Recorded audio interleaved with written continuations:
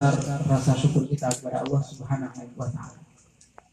Termasuk saya berusaha untuk bagaimana berbicara saya ini atas dasar rasa syukur kepada Allah Subhanahu wa Ta'ala. Bapak-bapak juga mendengarkan pembicaraan saya ini pun atas dasar kepada Allah Subhanahu wa Ta'ala. Dan mungkin dan bisa dipastikan setiap kunyahan kacang kita kalau kayak semangka sama yang lain itu takut mau dimakan ketika ceramah. Tapi kalau kacang ini kesannya kayak sedikit, tapi sedikit lama-lama banyak juga. Tapi tidak apa-apa, Pak. Cukup saya yang menahan saya, Pak, karena saya lagi batuk. Yang kita bersyukur lagi, Pak, di tengah-tengah kesibukan kita, Allah Subhanahu wa Ta'ala masih kumpulkan kita di acara yang kita sama berharap tetap mencari keridhaan Allah Subhanahu wa Ta'ala. Apapun ketika ada undangan, niatnya silaturahmi, tambah lagi dengan bacaan-bacaan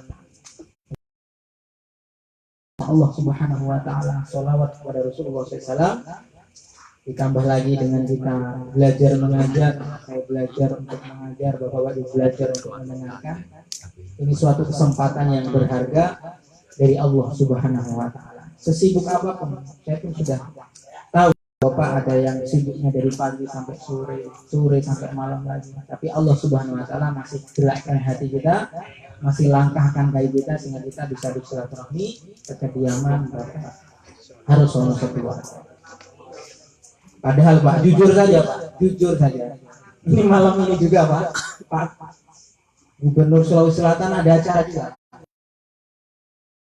Lebih ke sini Pak, ya pokoknya tadi, jawabannya tadi. Jawaban seminggu yang lalu. Cuma kalau kemarin itu Pak acara Pak Bupati Pak. Malam ini acara Pak Gubernur, malam ini pas juga, tapi saya mending milih ke sini karena itu tadi Pak, saya tidak diundang di sana. Nah, kalau kemarin Pak Bupati Pak, sekarang Gubernur Pak. Soalnya kalau pertemuan lagi ganti Pak, Pak Menteri, nanti Presiden. Nah, jadi seperti itu. Dan apalagi di acara yang sangat mulia ini, di acara tasyakuran. Nah, syukur itu ungkapan rasa terima kasih kita kepada Allah Subhanahu wa Ta'ala dengan segala cara. Dan tasyakuran ini adalah acara ungkapan rasa syukur dengan cara kita berbagi kepada saudara-saudara kita semua. Itu ada dua. Syukur itu ada dua. Ada syukur yang memang maknanya bagus syukur, ada yang maknanya negatif. Kalau yang syukur maknanya bagus, itu dapat kenikmatan, ucapkan alhamdulillah. Kalau itu dari orang lewatnya, maka kita ucapkan terima kasih. Tapi kalau syukur yang nomor dua, ini namanya syukur. Nah, kalau teman kita sedang tertimpa musibah ataupun jatuh, nah kita bisa juga ucapkan syukur. Padahal sama-sama syukur. Beda nada, beda makna. Syukurin kamu. Syukur.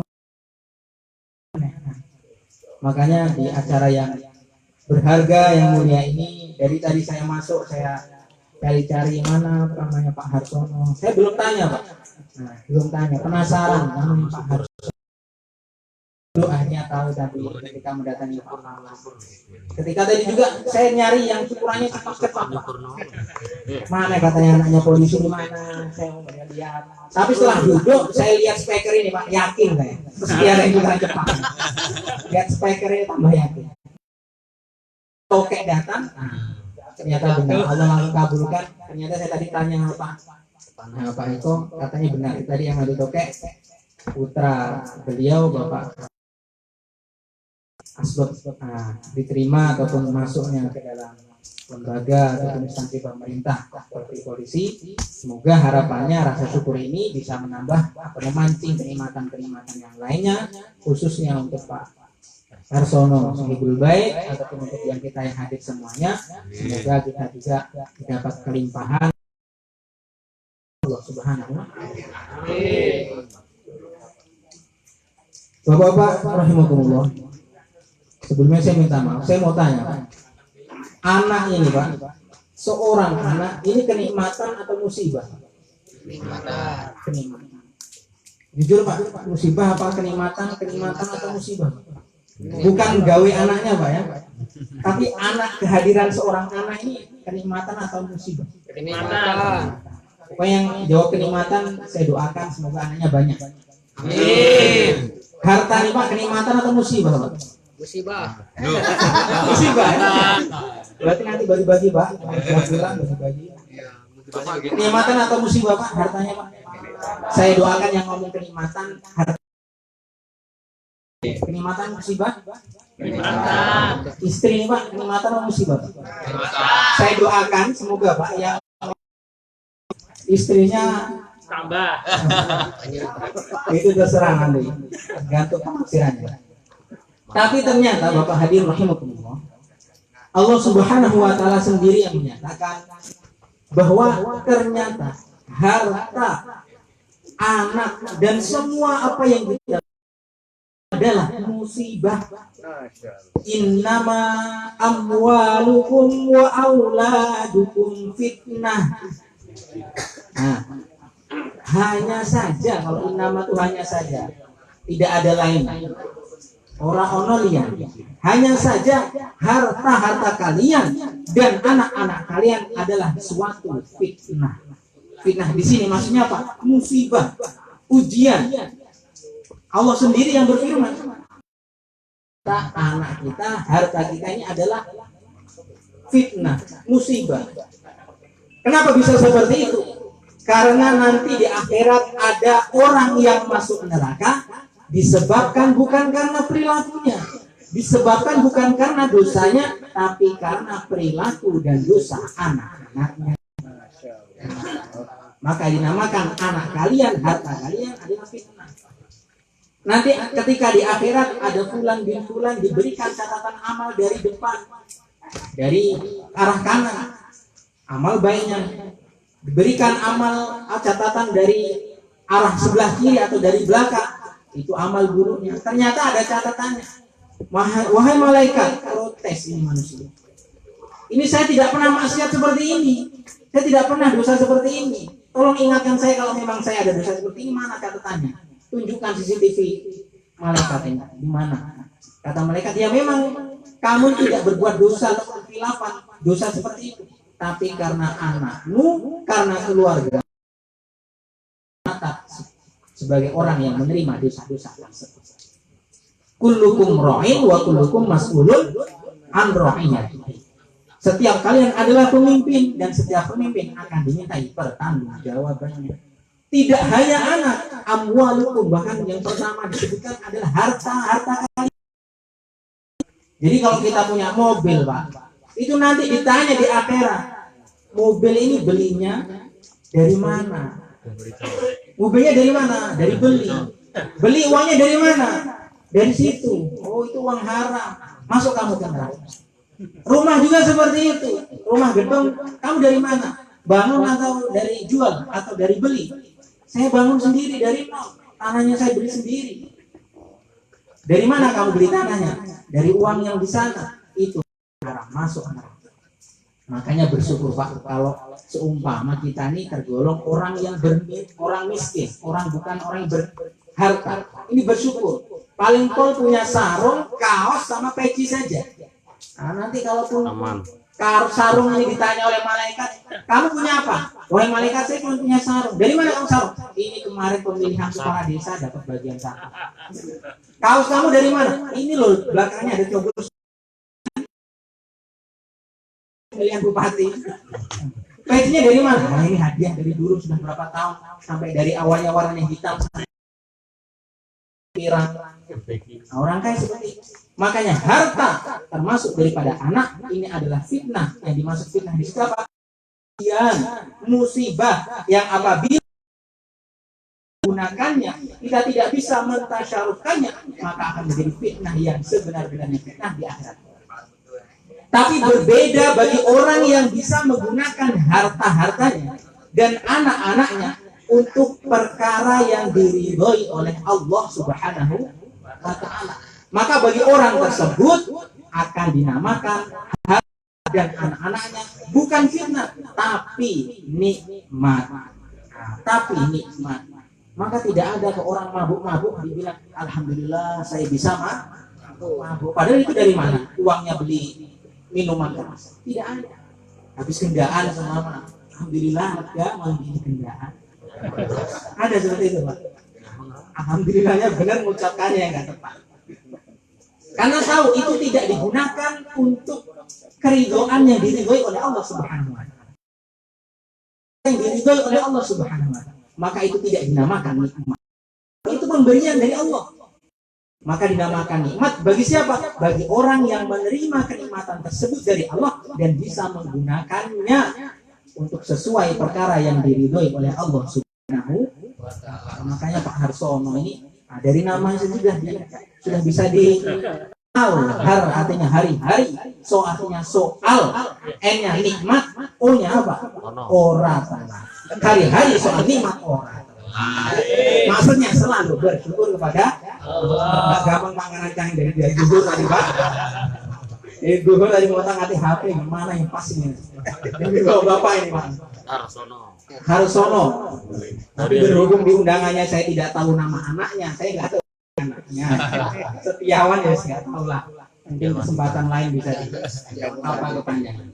Maksudnya apa? Dinamakan nikmat kalau itu kita gunakan sesuai dengan perintah Allah atau yang diridhoi oleh Allah Subhanahu wa taala. Nah, kenikmatan dunia ini Pak berupa anak. Kenikmatan dunia ini akan bisa kita rasakan manfaatnya di dunia dan di akhirat itu hanya anak. Itu pun tidak hanya anak saja, tapi anak yang baik, anak yang berbakti, anak yang soleh. Anak soleh itu tidak hanya anak pesantren. Kalau anak yang soleh dikatakan anak pesantren, yang lainnya berarti tidak soleh. Tidak. Kata solahan dari kata layak, pantas. Anak soleh itu siapa? Yang penting dia mau taat kepada Allah. Walaupun dia seorang petani, walaupun guru, walaupun TNI, walaupun Pak Polisi, walaupun itu nggak sekolah juga, tapi ketika dia taat kepada Allah, berbakti kepada orang tuanya, itu dinamakan anak soleh. Kalau anak soleh, Pak, itu dunia kita rasakan manfaatnya, akhirat terlebih lagi. Tapi kalau istri cantik, Pak, belum tentu. Istri cantik belum tentu, Pak. Istrinya cantik seperti Luna Maya semua. Tapi suaminya stroke gimana, Pak? Gini-gini ya, Pak. Nganggur istrinya. Punya rumah lantai 1, lantai 2, lantai 3, lantai 4, sampai ada rumah yang nggak ada lantainya. Kalau seumpama dia sakit, bisa menikmati? Tidak bisa. Tapi anak soleh, walaupun kondisinya seperti apapun, dimanapun, bersama siapapun, dia pasti akan bisa mendapatkan kemanfaatnya di dunia, terlebih lagi di akhiratnya Allah Subhanahu wa taala. Kalau anak soleh, orang tuanya sehat saja, itu dapat manfaat. Anak soleh pergi ke masjid, adzan, Allahu Akbar, Allahu Akbar. Orang dengarnya, anaknya siapa? Pasti yang ditanya anaknya siapa? Tapi kalau anak yang tidak soleh, itu pun orang tuanya akan dapat juga celakanya, buruknya. Keluar pakai motor RX, nggak tahu jalan ternyata di komplek banyak polisi berdiri dan tidur. Digas-gas saja, ada anak nyebrang, ditabrak. Pasti bapaknya nggak ada tua adzan di masjid, Allahu Akbar, Allahu Akbar. Mbah-mbah adzan di masjid nggak ada yang nanya kok itu anaknya siapa, nggak ada. Anaknya siapa mbah itu nih, nggak ada. Mbahnya saja juga nggak tahu namanya siapa, umurnya berapa. Begitu juga anak soleh dalam keadaan sehat kita masih bisa merasakannya. Apalagi ketika sakit. Kalau anak soleh kita sakit, Pak, sebagai orang tua, kita akan dapat namanya kemanfaatan. Sakit seumpama sakit demam, ada yang ngetok-tok, assalamualaikum, ternyata anaknya datang. Ditanyai, bapak, kenapa? Makanya dibilangi sama anak kalau cucunya minum es, jangan minum es. Nanti juga kalau sakit juga siapa yang obati? Seperti itu. Udah ngabisin uang saja. Anak tidak soleh. Tapi kalau anak soleh, kita dapat kemanfaatannya baik pun kita dalam keadaan susah ataupun kita dalam keadaan sakit, sehat ataupun senang, kita akan dapat manfaat. Tapi kalau anak tidak soleh, jangankan kemanfaatannya, yang dilakukan adalah keburukan. Bapaknya yang ikut malu, bapaknya yang ikut buruk namanya, dan bapaknya pun yang akan ikut celaka. Nah sekarang Bapak hadirin rahimahullah, PR-nya apa? Bagaimana cara kita menjadikan anak kita menjadi soleh? Nah, inti dari pembicaraan ini, bagaimana cara menjadikan anak kita menjadi soleh? Saya pernah bilang kayak gini, langsung ada orang nyaut, Pak, ya sudah dinamai soleh saja. Ya benar, jadi soleh namanya. Nah, belum tentu anaknya jadi soleh.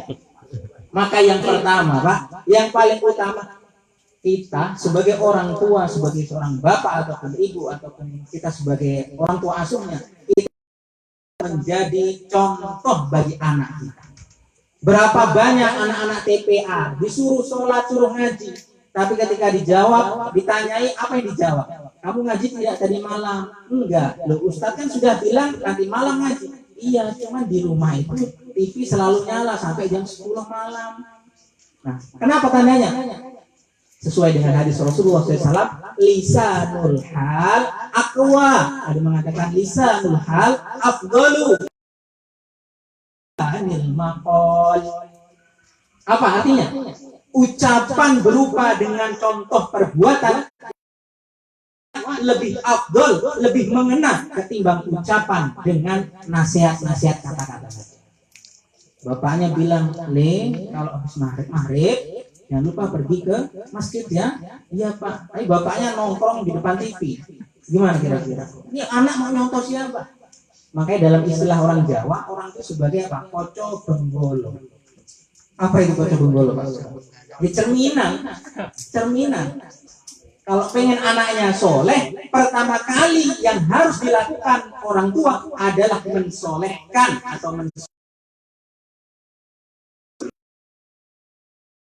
soleh, nanti anaknya pun tanpa diperintah, tanpa diingatkan ikut sendiri. Apalagi usia-usia SD, yang mana kecerdasan ingatannya itu bukan karena dia mengingat, Pak, tapi karena melihat dan mendengar. Nah, kecuali nanti kecerdasan SMP, SMA, menghafal, dituntut. Tapi kalau SD itu, yang penting dicontohkan, dia pasti akan ikut. Dicontohkan pasti akan ikut. Maka pertama, kiat yang pertama apa? Jadikan anak kita soleh dengan apa? Dengan kita mensolehkan diri kita sendiri. Kalau ibu yang mensolehkan dirinya sendiri. Yang kedua apa? Yang kedua, kiat yang kedua, mendidik. Pak, hadirin rahimahullah, memasukkan anak kita ke pesantren ini sebenarnya tidak wajib. Memberangkatkan anak kita ke TPA setiap sore atau siang itu tidak wajib.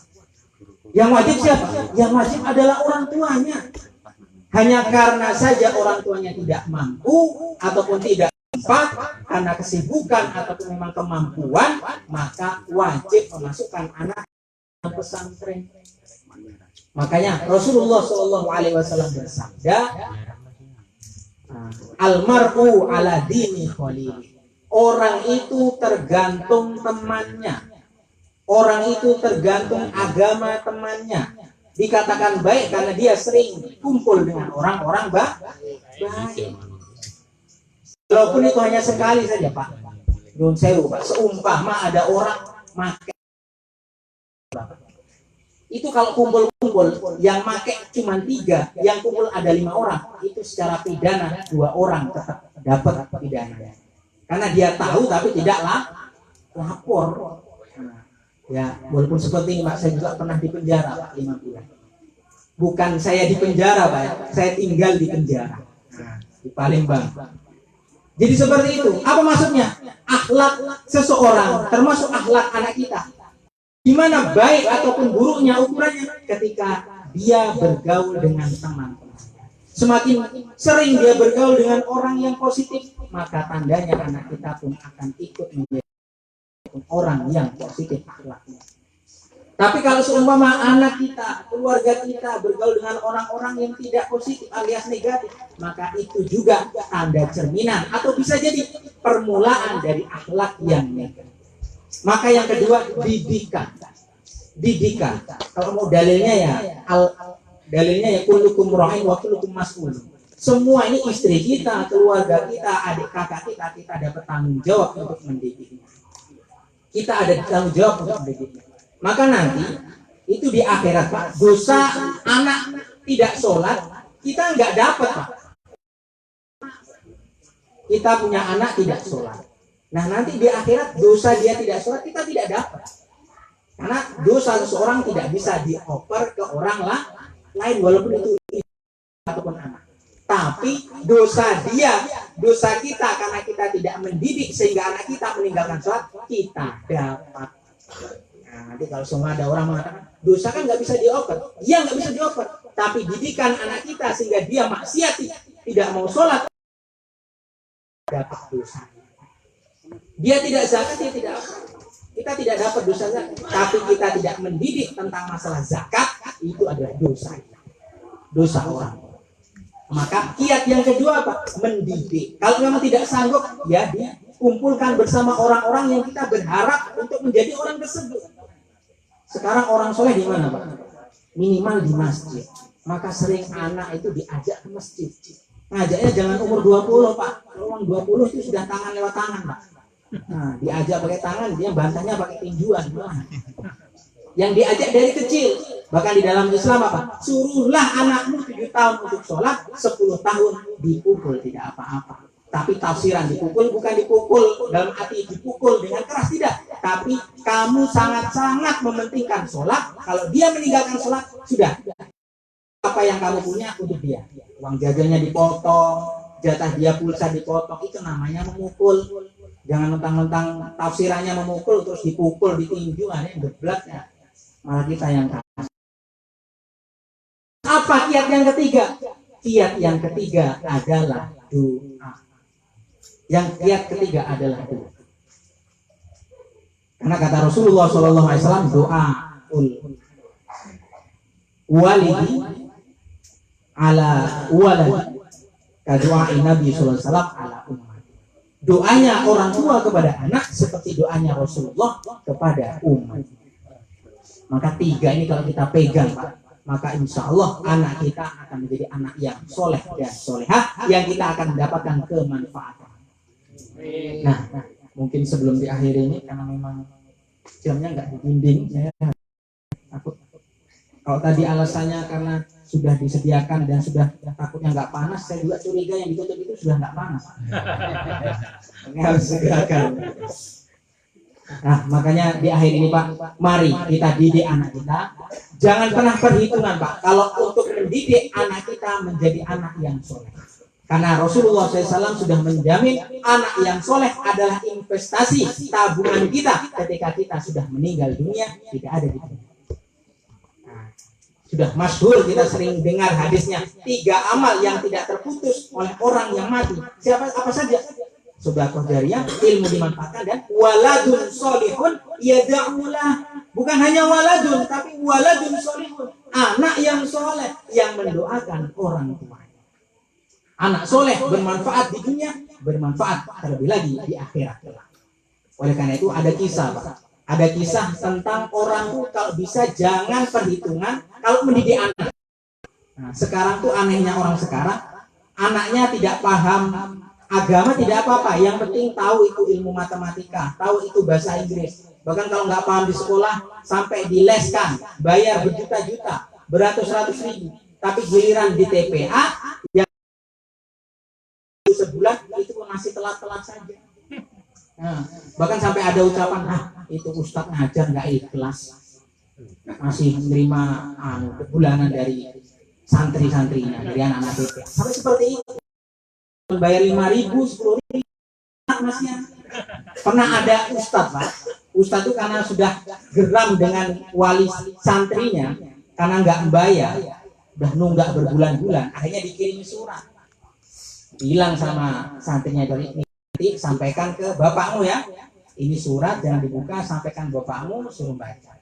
Oh iya Pak Ustadz. Sampainya di rumah, anaknya nyampaikan surat dari ustadznya tadi kepada bapaknya. Dibuka ada tulisannya Bismillahirrahmanirrahim. Balik lagi ke pondok atau ke masjid, ke TPA, nih sampaikan surat balasan.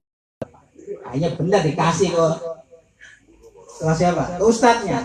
Dibuka oleh ustadznya. Ustadz, ini surat dari bapak. Balasannya, oh iya. Dibuka. Isinya uang karena sudah dikasih bayar tadi. Ternyata tulisannya apa? Bismillahirrahmanirrahim. Sod fatkah, so ba fatkah, ba fatkah, ro sobar.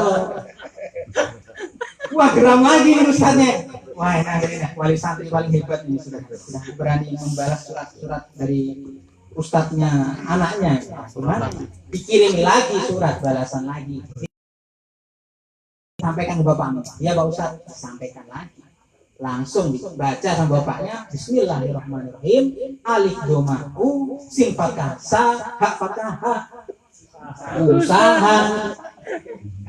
Wah, nggak terima lagi, sudah tahu peceklik seperti ini masih nagih lagi. Baru nih kasih lagi besok kalau pergi ke pesantren lagi ke masjid, kasih ke Ustadz. Iya Pak, bingung juga anaknya ini sebenarnya.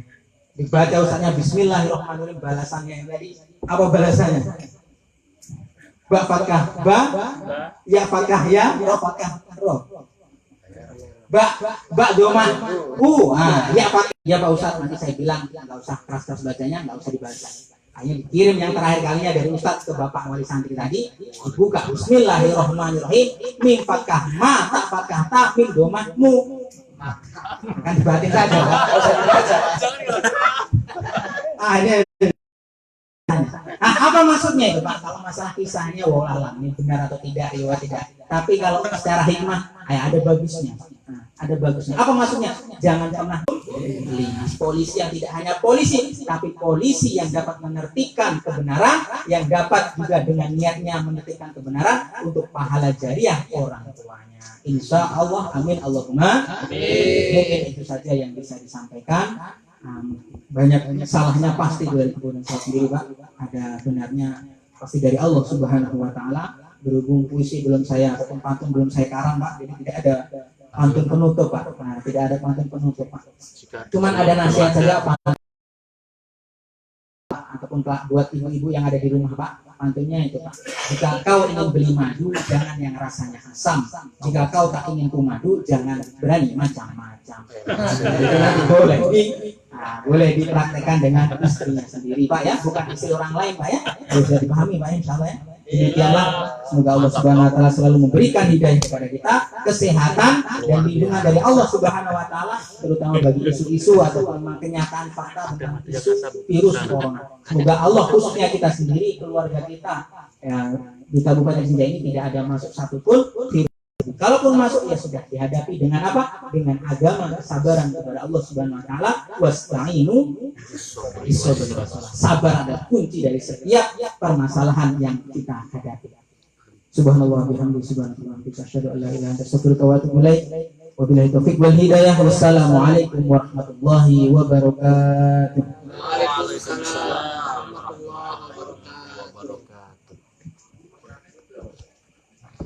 Assalamualaikum warahmatullahi wabarakatuh. Waalaikumsalam warahmatullahi wabarakatuh. Bapak Ibu sekalian yang dirahmati Allah Subhanahu wa taala. Hari sejenak kita hadapkan muka hati kita di hadapan Allah Subhanahu wa taala. Kita berdoa mudah-mudahan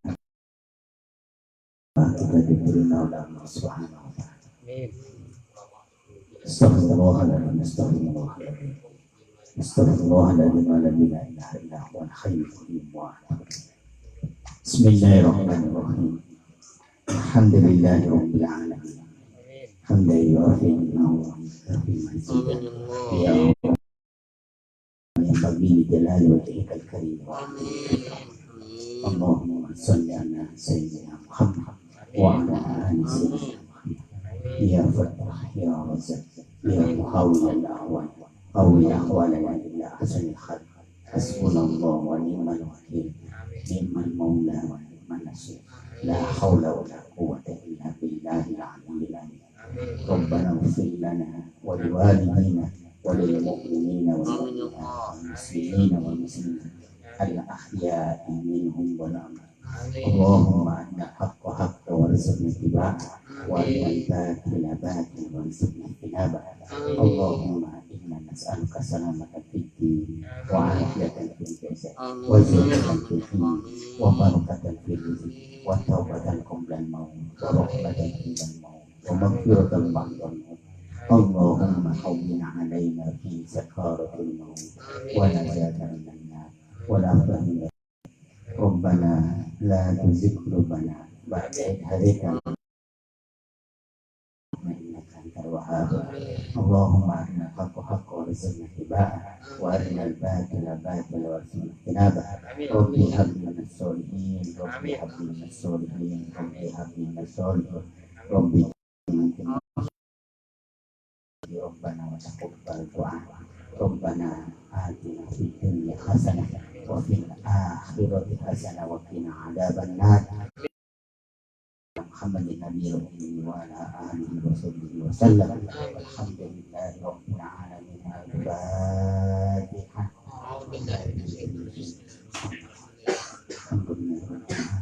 Iya. Iya. Suratul ladzina an'amta 'alaihim. Assalamualaikum warahmatullahi wabarakatuh. Waalaikumsalam.